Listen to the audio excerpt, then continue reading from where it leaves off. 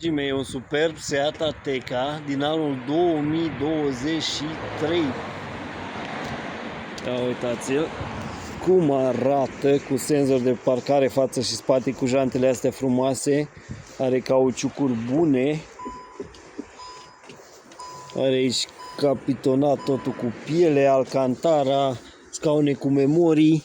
E cam full. 135.000 de kilometri, doar trapă panoramică nu are.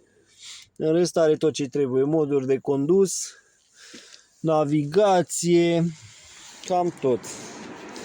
Cameră 360. Scrieți-mi voi geamuri ionizate, scrieți-mi voi dacă îi lipsește ceva acestui suvuleț. LED, super tare. Și e și 2 litri de 150 de cai. Și cutia automată. Ca defect are aici, la ușă. Așa.